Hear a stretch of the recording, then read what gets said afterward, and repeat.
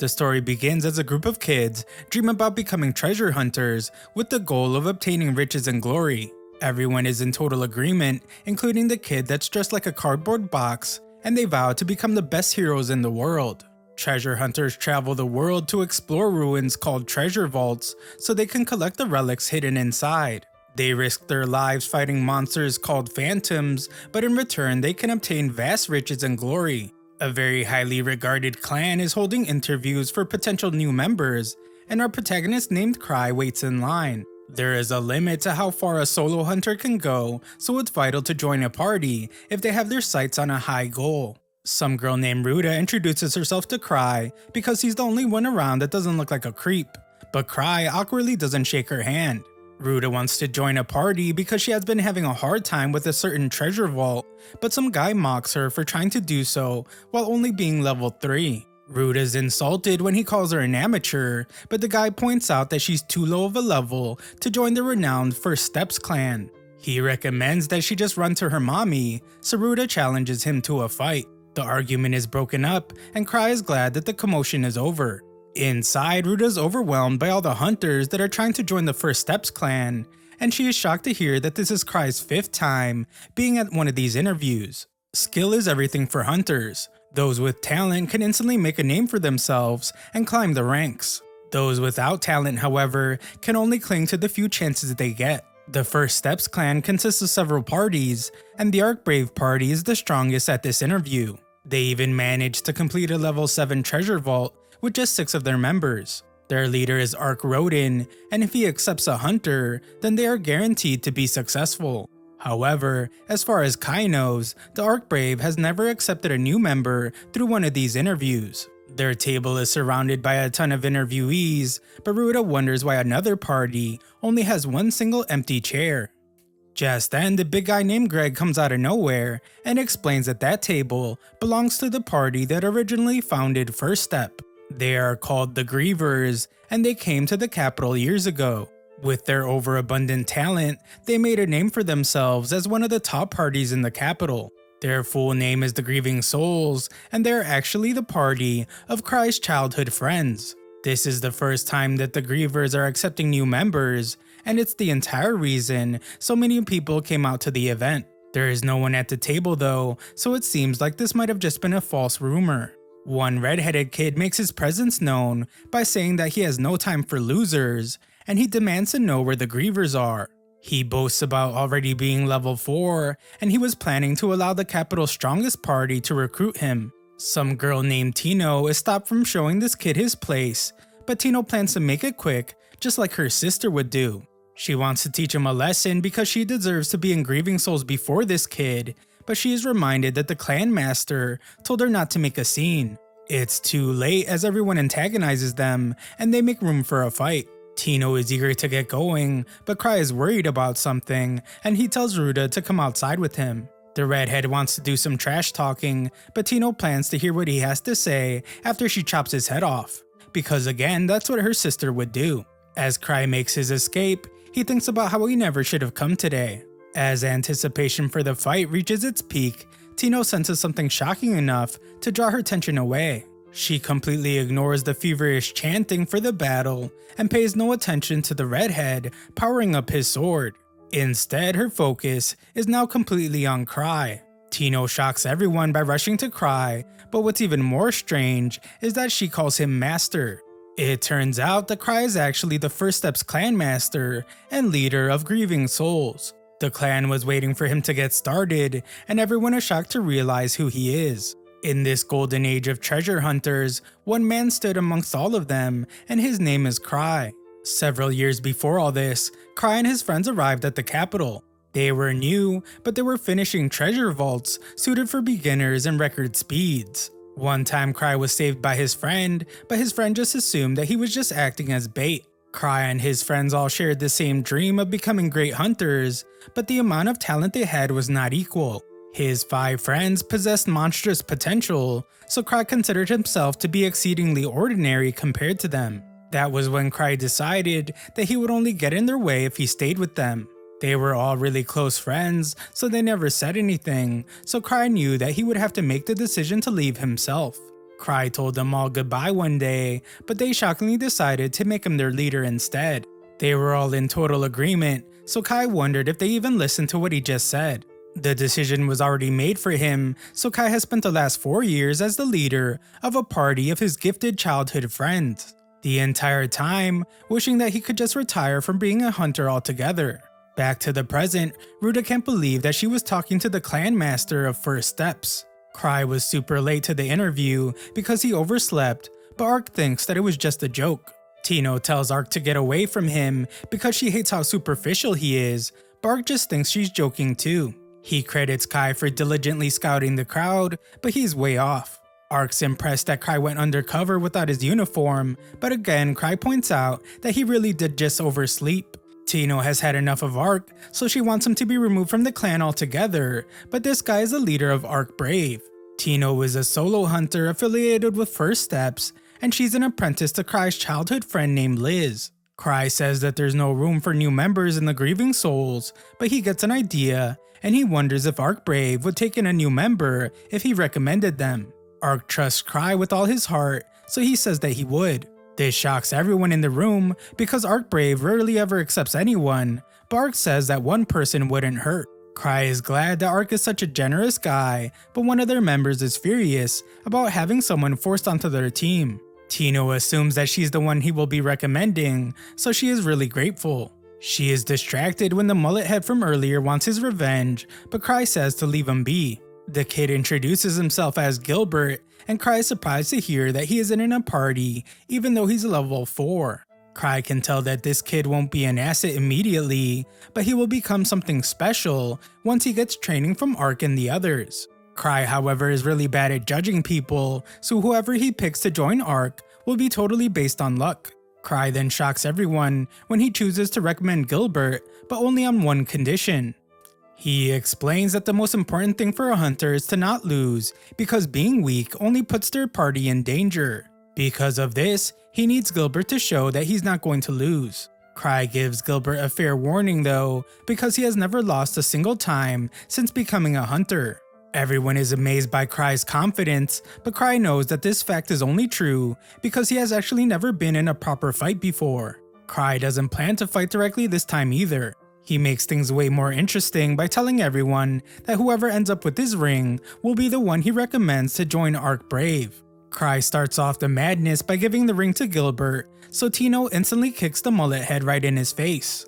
The ring is dislodged from his hands, and everyone wonders if he's even alive anymore. Everyone goes crazy as they go after the ring, and Cry tells them that it's actually a relic that they can keep if they get it.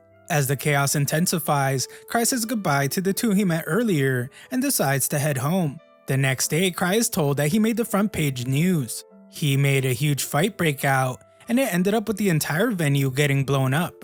The vice clan master is Ava, and Cry tells her to use Ark Brave's funds to pay for the repairs. Ava thinks that Cry depends on Ark way too much, but Cry doesn't think much of it. Ark is a really laid-back guy, so Cry wants him to speak with the Angry Explorers Association for him as well. The Explorers Association wants to speak with Kai directly, but Cry doesn't want to go outside without an escort. To make things worse, his disguise relic was broken as well. His disguise relic is called the Reversible Face, and it allows its user to have any face they want. Ava assures him that no one will attack him during the day, so Cry decides to just go. At the Explorers Association, Cry begs for mercy and apologizes for causing so much commotion. The association branch manager is Gark, and he tries to calm Cry down. Cry frantically continues to defend himself and points out that no civilians were hurt. Gark's assistant wishes that Gark wouldn't scold Cry so hardly, but Gark points out that he hasn't even said anything yet. Gark explains that while no one has formally complained about the incident, clans like First Step still need to set an example for the other hunters. He can't just let Cry go unpunished. The Explorers Association gets tons of jobs, and some of them hardly pay any money. The other problem they have is that some jobs are so incredibly difficult that nobody will do them. The hunters call these types of jobs chores. Gark plans to punish Cry with one of these chores, and he gets upset when Cry seems like he's going to reject it. Cry clears things up by accepting the punishment, but he points out that what he did this time wasn't actually that bad. Cry looks through the book of chores, and he plans to pick an easy one that he will just pass on to Ark anyway. Cry finds the perfect level 3 chore, and he calls it corpse retrieval duty. The girl points out that it's actually a rescue mission, and she wishes that he wouldn't joke about the hunters not surviving. After he leaves, Gark is impressed with Cry for actually choosing the most dangerous mission. When he returns to his clan house, Cry is shocked to hear that everyone else in the clan is out doing something. Tino reveals that she ended up with his ring because she didn't want anyone else to touch it, and she is glad to hear that she can really keep it. She is surprised when Cry asks if she is free right now, and she eagerly says that she has never been more free in her life. Tino's clearly expecting for him to ask her out on a date, but Cry just wants her to do the chore. Tino runs away as fast as she can, but Cry uses his hounding chain to capture her. Tino has never been more disappointed, as she just wanted to go have some ice cream with Cry. Instead, he just pushed a terrible chore onto her. What's worse is that she's just a level 4 and she can't rescue 5 people on her own. Tino knows that he sends his subordinates on missions where they nearly meet their demise to make them stronger, but she begs Cry not to get carried away with this kind of Spartan training. Kai agrees that she shouldn't go alone. Tino assumes that this means he will be going with her, but she is disappointed to find that he just teamed her up with the hunters he met earlier. 6 years earlier, Cry and his friends arrived at the Explorers Association. It's the treasure hunters' headquarters, but Cry was hesitant to enter. Everyone reminded him that it was his idea to aim for the capital, but Cry feared that he would hold everyone back because of how useless he was. Luke had enough of all this overthinking, and he just barged into the association and declared that he is the greatest swordsman in the world. He demanded to know who was the strongest fighter there, and he challenged them for the title. The pink-haired Liz didn't want him taking all the glory, so she introduced herself as the greatest thief in the world. Cry just wanted to get the registration over with, but his friends went around making declarations. Luke told someone that the truly strong don't need to rely on a weapon, and he said that these are really the words of Cry, their team leader. Cry was told that they would have to register with their party's name and crest, but they never thought about those things. The clerk said that it was really important, so they should take their time deciding, but Cry had a different idea. Cry wanted to get revenge for his friends making him their leader, and he chose a name that he was sure would make everyone think that they were weak. His friends were shocked when he chose to call them the Grieving Souls, and he made their crest a skull. His friends reminded him that there was supposed to be a hero party, but a name like that would make it seem like they are antisocial. Cry tried to use this opportunity to weasel himself out of being their leader, but his friends ended up liking what he chose. With that, their party was made official, and it was the start of how Cry became the renowned leader of the strongest clan. Back to the present, the big guy still can't believe that Cry is the clan master of Steps. This is because the master has the nickname 1000 Tricks and is also a level 8. Tino demands that the newbie group bow down before Cry, but he tells the overzealous chick to calm down. Hunters who achieve a certain status are given special names by the association, and they become revered almost like celebrities. There is no higher praise for a hunter, and 1000 Tricks is the name that was given to Cry. 1000 Tricks is known as the strongest hunter in the capital, so Gilbert refuses to believe that Cry is him. Tino tells the kid that he's just wasting his life if he can't even recognize Cry's power, and she tells Cry that she can't work with these losers. She hates guys that are all talk, but Cry thinks that he's also one of those guys. Cry doesn't consider himself to be the strongest in the capital, and he only became known as that because his friends shouted it to everyone. Gilbert refuses to party up with Tino as well, but it's because he doesn't want to listen to a guy that's lying about being level 8. Greg tries to remind him who he's picking a fight with, but Gilbert just can't believe that Cry is the leader of the strongest party. An argument breaks out between newbies, so Cry decides to just give up on convincing Gilbert. Greg and Ruta are on board, so Cry tells Tino to get another guild member to help her if she needs it. Tino cleverly tries to choose Cry, but he quickly shuts her down. That's all settled, but out of nowhere, Gilbert challenges Cry. He refuses to listen to anyone weaker than him, so if Cry can beat him, then he will go with Tino. Cry accepts the challenge, but he sends Tino to fight in his place. Tino eagerly points out that the kid was being rude to the master, so it's time for her to rain divine punishment down upon him. Tino stretches before the fight, but Gilbert is eager to get his rematch. Gilbert insists on fighting Cry next, but Cry doubts that he will even come close to beating Tino.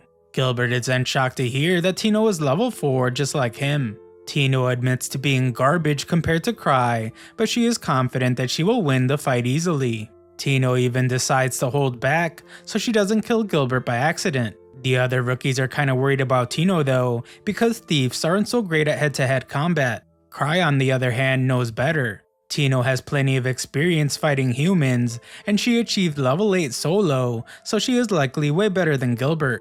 However, Cry is slightly concerned about Gilbert's relic. It's called the Purgatorial Sword, and it might be able to tip the scales in Gilbert's favor. Just then, Gilbert shocks everyone as he throws his powerful sword aside. He refuses to let anyone underestimate him, and he declares that he doesn't need a weapon to defeat an unarmed female. A swordsman throwing his sword away seems pretty stupid to Cry, but at least now the fight can come down to sheer ability. Tino prepares for battle, and she manages to convince Cry to take her for ice cream when she wins. Tino starts the fight off by surprising Gilbert with her amazing speed, and her kick sends him flying. Gilbert isn't ready to give up, but Tino puts him in a lock and reminds him that she was holding back a lot. She offers to have mercy on him, but only if he worships Cry as a god from now on, and prays to him 3 times a day. She also demands for him to bring her tributes that she can pass on to Cry.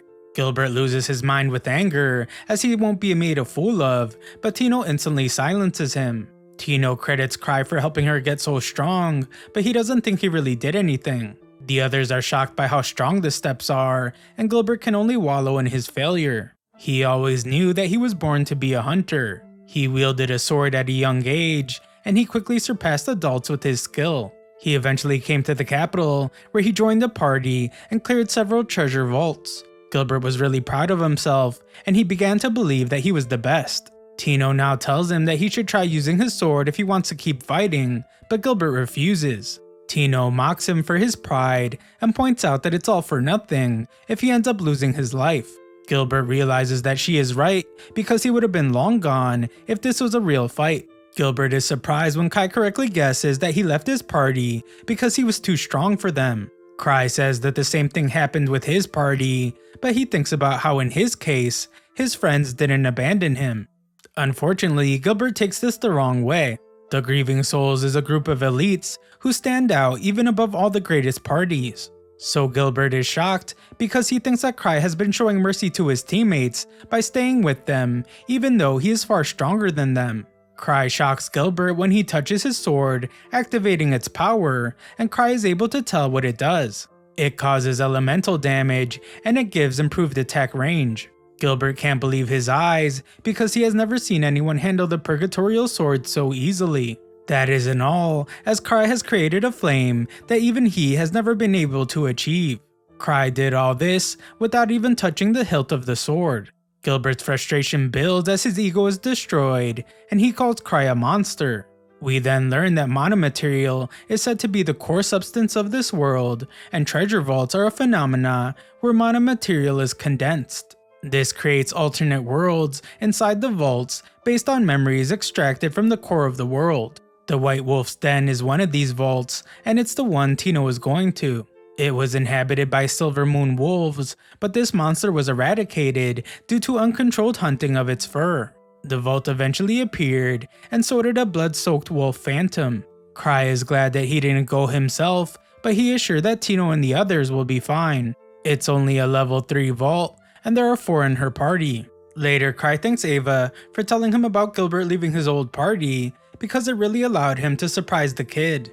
Ava heard about Cry's antics earlier, and he explains that the sword was a type of relic that he can control easily. Cry really loves relics because their infinite variety of shapes and uses make them fun to collect. Also, they allow someone like him to create miracles. Cry wonders if he could buy the Purgatorial Sword from Gilbert, but Ava hates his reckless spending. She thinks that Cry has plenty of relics like it already, but Cry points out that they are all vastly different. They might look similar, but they have their own personalities and they do different things. Cry is seriously addicted to collecting them, and Ava has heard that he has been taking out loans to buy them. Despite the Grievers raking in tons of cash, Cry is a serious delinquent, and he has borrowed a considerable amount of money. The Grievers' profits are split evenly amongst its members, regardless of contribution, so even Cry, who doesn't do anything, gets loads of money. The relic addict goes to get his precious relics charged, and he is told about a rumor saying that a phantom has appeared on a nearby road. It destroyed an entire guarded caravan along with 3 level 3 guards. This means that it must be pretty strong, so the Knights of the Third Order are recruiting for an extermination party. Cry is shocked to learn that it happened by the White Wolf's den, and the vault is now crawling with wolves. Cry convinces himself that it's only a rumor, and even if it isn't, Tino is strong enough to handle anything. Of course, the rumor continues because the monsters inside the wolf's den are apparently getting stronger. The association is even talking about changing its level. Cry continues to brush it off, but the rumor also says that a level 5 party has gone missing in the area. This shocks Cry, so he checks the fact sheet for the chore he chose. It does indeed reveal that the party in need of rescue is level 5, and Cry regrets never actually reading the sheet. The pair he is talking to is shocked to hear that Cry sent the level 4 Tino to a vault where level 5s have gone missing, but Cry says that it will be good practice for her. Cry tries to assure them more by saying that he sent 3 adventurers with her, but they are horrified that he sent her with a makeshift group. They always thought that the horrifying rumors about the trials Cry put his members through were not true, but it's clear now that the tests he does are what make the Grievers the top party. Cry begins to panic about sending the group to their demise, but he again convinces himself that they will be okay. Gilbert is pretty strong, and he also has a powerful relic. Unfortunately, Cry remembers that he used up all the sword's power, and he can only wonder if Gilbert charged it before leaving. We then watch as the group approaches the White Wolf's den.